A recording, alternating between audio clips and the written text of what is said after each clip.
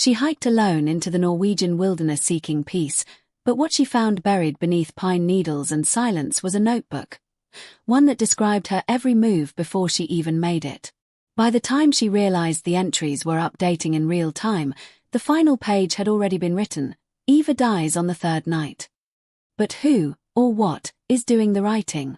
And how do you escape a future that's already been told? Eva Wren wasn't running from anything dramatic. No betrayal, no heartbreak, no scandal. She was escaping something quieter, crueler: burnout. At 32, Eva had built a massive online following as a solo travel blogger, inspiring thousands with photos of cliffside hammocks in Peru, wind-chilled nights in Iceland, and the red dust of the Australian outback. But behind every sunrise photo was a woman who hadn't slept, hadn't felt still, hadn't breathed without measuring the moment's shareability. So when she arrived in Oslo and told her followers she'd be off-grid for a while, she meant it. No more content. No cameras. Just her, a rented SUV, a rucksack, and the endless pine forests of western Norway stretching toward the Arctic light. She picked a trailhead based on a weathered blog post from 5 years ago, a route nobody used anymore because it wasn't scenic enough for Instagram. That was the point. It wasn't meant to be beautiful. It was meant to be quiet. The trail led her to a ridge flanked by steep ravines, the air crisp with early frost, and the only sound was the crunch of dry moss underfoot. She found a clearing, circular, almost too perfect, and set up camp. As she scanned the area for firewood, her eyes caught something odd in the tree line. A small metal box, nailed into a half-dead birch. It looked like an old geocache, the kind hikers used before GPS made mystery obsolete. Inside was a notebook, hardbound, leather cover warped from moisture, pages yellowed and curled at the corners. She flipped to the first page. Her stomach dropped. It read, Day 1. She arrives mid-afternoon. Slim, sunburned, trying not to look tired. Her tent is red. Her boots are worn. She hums when she's nervous. Eva stared at it, blinking. She had arrived mid-afternoon. Her tent was red. She had just caught herself humming while digging through her pack for a lighter. She turned the page. She doesn't notice the fox watching her from the ridge. Instinctively, she spun around. Atop a rise, half hidden in shadow, stood a silver-furred fox, unmoving, eyes locked onto her. Adrenaline spiked, but not from fear of wildlife. Something else crept in, something she couldn't name. A queasy sense of being observed. She dropped the notebook back into the box, but her hand hovered before closing the lid. A third page fluttered upward, covered in neat, tight handwriting. It read, She tries to ignore it, but she can't. She'll open this notebook again before sunset. Eva swallowed, closed the box, and returned to her tent. The sky bled orange and purple behind the tree line, and the chill deepened. She lit a fire, cooked dinner, read a chapter of the novel she'd brought. But her eyes kept flicking back toward the birch tree. By sunset, she was holding the notebook again. That night, the forest was silent in a way that pressed on Eva's eardrums, like the world had inhaled and forgotten to exhale. She kept the notebook zipped in the top flap of her backpack, but she might as well have cradled it in her arms. Its presence pulsed in her mind, tugging at the edges of her awareness. Around midnight, she unzipped the tent just enough to peer into the darkness. The moon had risen behind a veil of clouds, casting silver shadows that shifted like whispers. She told herself it was just the unease of being alone, the primal instinct that stirred when nothing human was nearby. But there was something else, a scent on the wind, like burnt paper and pine sap. She went back to the notebook. The last entry still ended with, "She'll open this notebook again before sunset." But now, just beneath that line, a new sentence had appeared in the same cramped, looping hand. "She doesn't sleep well. She dreams of drowning, though the nearest water is frozen." Eva slammed the cover shut and tossed it aside like it had burned her fingers. She did dream that night, not of drowning exactly, but of standing knee-deep in a frozen lake, surrounded by whispering trees that leaned in and hissed her name. When she woke up, her boots were wet. Day 2 began with a fog so dense the world felt wrapped in gauze. The trees lost their edges, their needles fading into a wall of white. She packed up breakfast mechanically, glancing at the tree where the box had hung. Curiosity had become something closer to compulsion. She unlatched the box and retrieved the notebook again.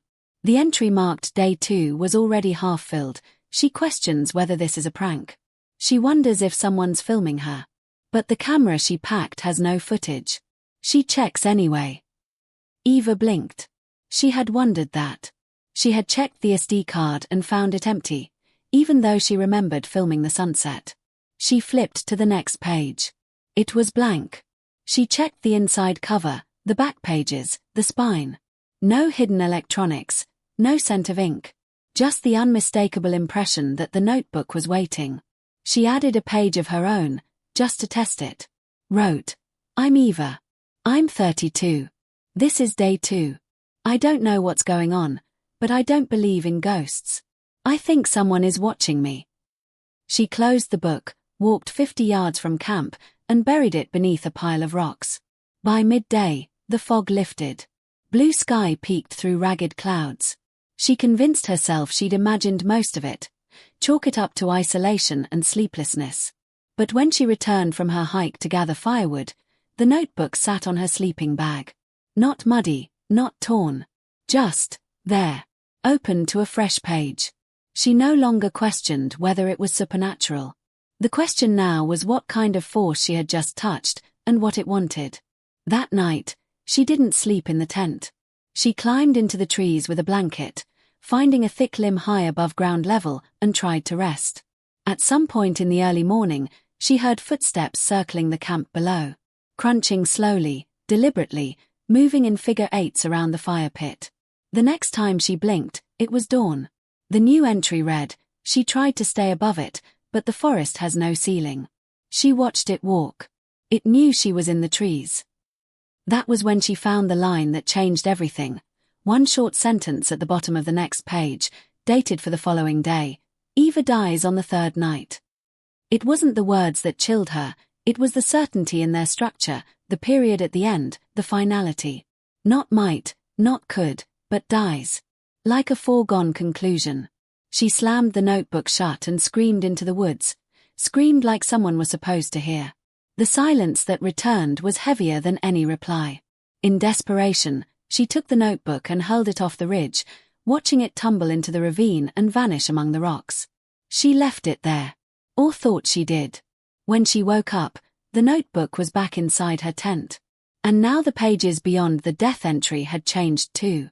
They were blank before, but not anymore. There were sketches, crude outlines of trees, of the clearing, of her sleeping form curled beneath a twisted birch. And in the margins, new writing had emerged in thicker, more erratic pen strokes, ones that looked almost like hers. One note simply said, "I tried to warn myself."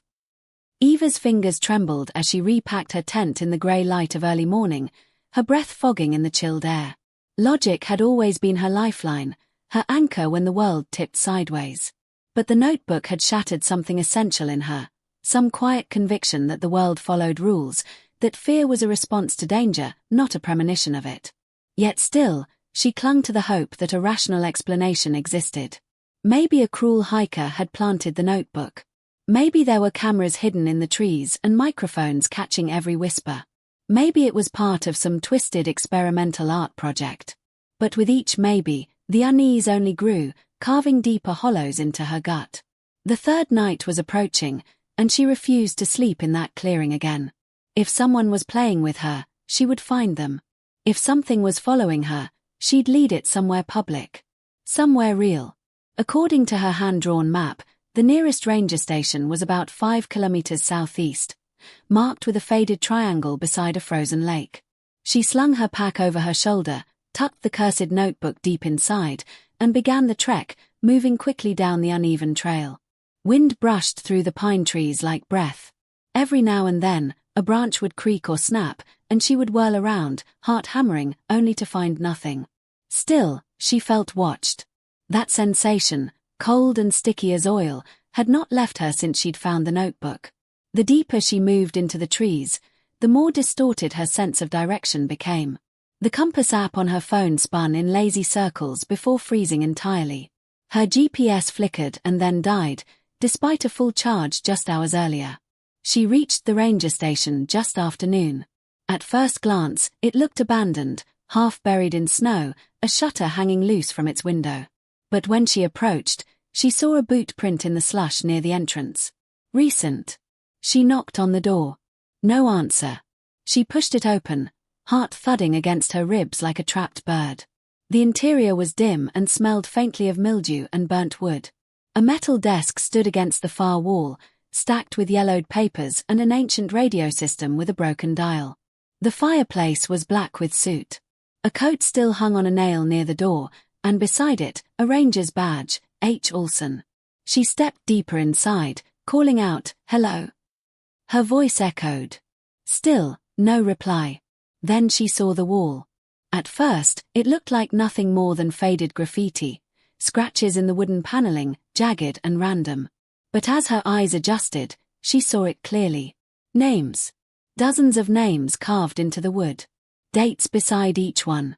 And at the bottom, fresh enough that flakes of timber still curled from the grooves, was hers. Eva Wren. Dated with today's date. Just beneath it, someone had etched, "Third night." Her knees nearly buckled. She backed away, bumping into a metal filing cabinet. A drawer slid open, revealing maps, old trail permits, and a tattered Polaroid. It showed a smiling young woman, hair braided, face sun-flushed.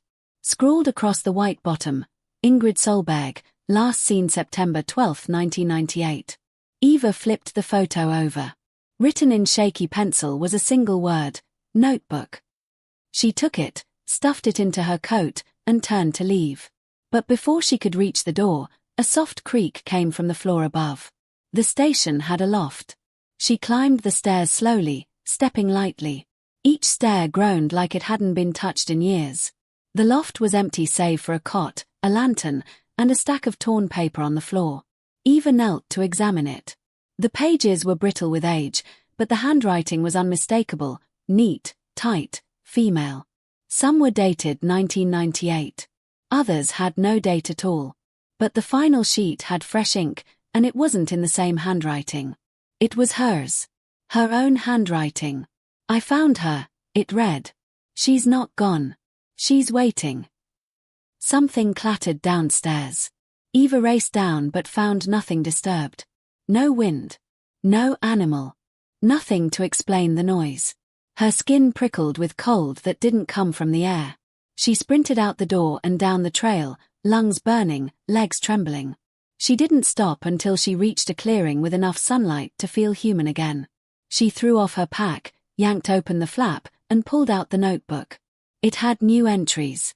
Her hike. The station. The loft. The photograph. Even her exact thoughts. And at the bottom of the final page, "Tonight, she will return to the birch tree. She won't remember why." Eva screamed and hurled the notebook into the fire pit she'd hastily built, stuffing it with leaves and dried moss, setting it ablaze with a lighter and shaking fingers. She watched as the leather cover curled and blackened. She waited until only ash remained. She breathed again. But when she turned back to her bag, the notebook was there, untouched, unburned, resting atop her sleeping bag like it had never left. Eva didn't know how long she stood frozen in the clearing, staring at the impossible notebook that sat smugly atop her sleeping bag like it had never been touched by flame. The sun had dropped behind the ridgeline, turning the woods into a graveyard of shadows and brittle silhouettes. The third night was approaching fast. And it was no longer a question of if something would happen. It was what, and when.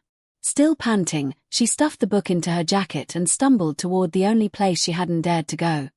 Back to the tree where she'd found it in the first place. As she neared the dead birch, she noticed something strange that hadn't registered before, symbols carved into the bark, obscured by age and moss. Not letters, but runes, twisted and ancient, curling like vines etched into the flesh of the tree. Her fingers brushed them. The bark flaked like ash. Beneath it was something darker, something that shimmered faintly in the failing light. A panel. She pried it open. Behind it was a hollowed space, and inside it, a mirror. Not a normal one. This wasn't glass and silver, it was like obsidian, liquid dark, reflecting nothing and everything all at once. She peered into it, and for a moment saw nothing at all. Then, without warning, a face appeared, not her own. A girl, maybe 19 or 20, with a braided crown of blonde hair, eyes wide with terror. Her lips moved as if she were whispering something, but no sound came. And then, her hands. They were scribbling, fast, frantic, into a notebook that looked identical to Eva's. The scene dissolved like fog, and Eva staggered back. She knew that face. It was the woman from the Polaroid. Ingrid Solberg. Heart hammering, she raced back to her tent and retrieved the ranger's photograph. She compared the image to what she had just seen. It was her. No doubt. Same eyes, same cautious smile. But what chilled Eva to the bone wasn't the resemblance. It was that the last glimpse she caught in that mirror wasn't Ingrid. It had been herself. Scribbling. In the same panic. In the same place. Desperate for answers, she tore through the notebook again, this time paying closer attention to the handwriting. There was a shift halfway through. The first pages, those eerie, omniscient ones, were meticulous, neat, evenly spaced. But somewhere around the second night, the script began to change. Slightly more loopy, rushed, erratic. Still consistent, but different. She flipped back to the page she had written at the start, where she'd left her own message. Then she flipped to one of the most recent entries. Her hands trembled as she compared the loops of her GS, the angle of her YS, the slant of her TS. It was the same. The second half of the notebook wasn't just about her. It was written by her. Somehow, she was writing her own story, and forgetting it afterward. She tried to trace her memories. What had she done last night? Climbed a tree. Hid in silence. Slept. But sleep had come in flashes, disjointed, like watching a film cut from another reel. Could she have written in that state? Had she been compelled to? And what about Ingrid? Had she gone through the same spiral? Had she, too, found herself reflected in that black mirror, only to vanish without a trace? Determined to find something, anything, that would explain the connection, Eva pulled out her phone. She had taken screenshots of trail maps before losing signal. She zoomed in on the region around her current coordinates. There, near the old ranger station, was a name she hadn't noticed before, written in faint, almost illegible font, Solberg's Hollow. A chill skated down her spine. She searched for it online, desperate for data, legend, a clue. Of course, the phone showed no service. She powered it down. Her next move was instinct, not logic. She returned to the station. The shadows had lengthened. The woods had gone still again. This time, when she entered the station, she didn't call out. She walked straight to the loft and opened the floorboards beneath the cot. She wasn't sure why, only that her fingers moved like they remembered something she didn't. Under the wooden slats, she found a bundle wrapped in oilcloth. Inside it were bones, small, clean, arranged carefully in a spiral, and another notebook, older, its leather cracked like dried blood. She opened it. The first entry read, "My name is Ingrid Solberg. I found the book on my first day. I thought I could outwrite it. I was wrong. If you're reading this, you've already begun." The rest was gibberish. Sentences half-formed, some overwritten again and again.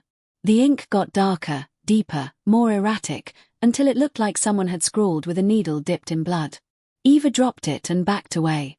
She returned to her own notebook, gripped by a growing dread. There was a new entry. It hadn't been there when she left.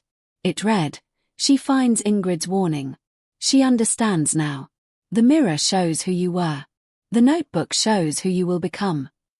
And beneath that, the final page is nearly full. Eva slammed it shut, screaming, "I am not Ingrid." But her voice bounced hollow in the wooden room. And in that moment, she didn't believe her own words.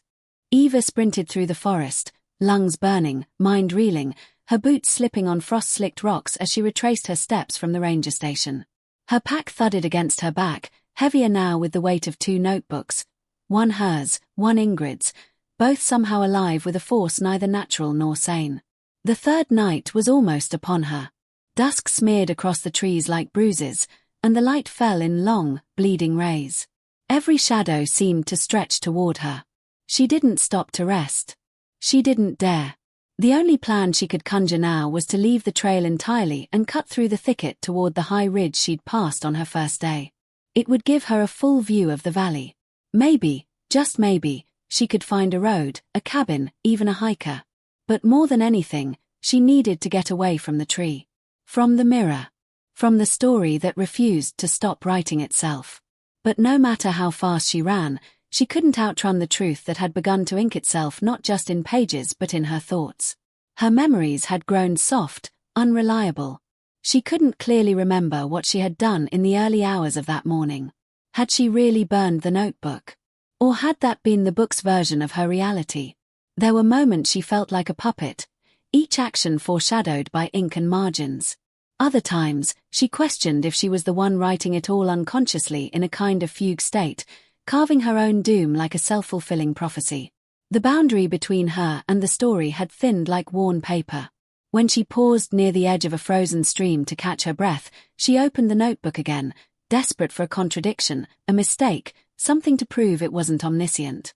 Instead, the next entry read, "She stops by the stream. She thinks of jumping in, thinks maybe it would erase everything. But she won't. She's not brave enough yet. She still wants to survive." She slammed it shut and screamed, hurling it into the icy current. It floated for a second, then sank slowly, vanishing beneath the shimmering surface. She closed her eyes, exhaling in relief. This time, it had to be over.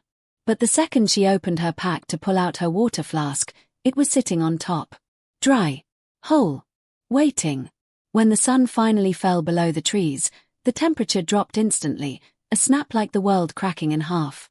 She made camp in a small ravine surrounded by jagged rocks, choosing a place where the trees grew so densely above that moonlight barely filtered through. She thought if she could just stay awake, if she could outlast the third night, she could break the cycle. But something inside her whispered that it was never about time. It was about completion. She pulled out the book again. Her fingers moved before she could stop them, flipping to the end. Only 3 blank pages remained. She tried to fight the urge. She threw the pen into the dark. Buried the book under her sleeping mat. But sometime between 1 and 3 a.m., she awoke, kneeling in front of the fire with the pen in hand, scribbling into the notebook like she was in a trance. When she blinked and came to, she saw what she'd written. She waits. She watches the fire die. She thinks she still has a choice. But the page is already turning. Terrified, she tore the page out, crumpled it, lit it in the fire. The flame curled around the paper, devouring her words. She stood and backed away, but a new page in the notebook unfurled itself. The exact same text appeared again, word for word, as if mocking her resistance. In a desperate move, she tore every page out. One by one. Burning them all. She fed the fire until it blazed tall and bright, flames roaring into the night sky. But the second the last page disintegrated into ash, the cover fell open again, and the pages had returned, fully intact. Worse now, they were all blank, as if waiting for her to finish it. As if she had to. Shaking, sobbing, she turned to Ingrid's notebook, flipping to the final entry. One phrase was underlined again and again in dark, pressing strokes. "You can't break the story. You become it." Eva hurled both notebooks into the fire this time. But as she backed away, the air behind her shifted. She turned. The mirror had appeared again, this time not at the birch, but here, in the clearing, half buried under frost and leaves, leaning against a boulder like it had been watching her all along. Its surface shimmered, black and endless. She stepped toward it, her reflection rippling strangely. She didn't see herself. Not exactly. She saw someone, similar, but not quite right. A version of her with wider eyes, cracked lips, and ink-stained fingers. The figure inside raised a notebook and began to write. Eva turned and ran, but with every step she took, the world around her dimmed, like ink soaking into parchment. Trees became shadows. The air thickened. She reached a ridge and looked down, only to see her own camp below, identical, fire still burning. She wasn't sure if she'd looped around or if the world itself had folded in on her. When she returned to the fire, the notebooks were sitting side by side. The newest entry simply read, "She returns, just as she was supposed to. She understands now." There was never a choice. Only the illusion of one. The ink was already dry. By the time the sun should have risen, Eva wasn't sure it ever would again. The forest around her seemed darker now, not just in the absence of light, but in its very essence, as though the rules of time and nature had been bent or quietly rewritten in the margins of her own unraveling story. She could no longer trust the sky to brighten, nor her body to obey commands. Her muscles moved, but they no longer felt like hers. Her thoughts, once her own, now played like echoes she couldn't trace to a beginning. Each step she took felt rehearsed, like she'd already walked it in another version of herself. The notebook sat in her lap, silent, closed, yet heavy with intent. The fire she had stoked through the night had long died, leaving only embers and the foul scent of ash. Her breath crystallized in the cold, her fingertips numb, though she didn't recall when frost had begun forming inside her tent.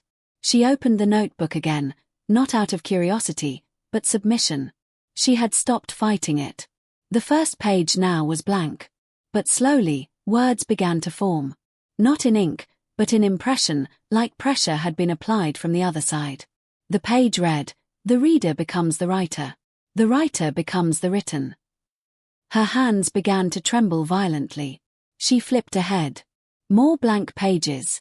More ghost sentences beginning to etch themselves as if responding to her heartbeat. One line caught her eye, so stark and sudden she almost dropped the book. "This is not your story anymore. It never was." She screamed into the trees, but her voice no longer echoed. It was swallowed instantly, as if the woods had become a closed room with no corners.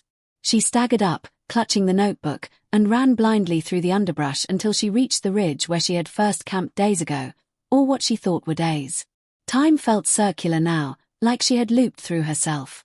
The birch tree stood again in the clearing, though she could have sworn she'd left it far behind.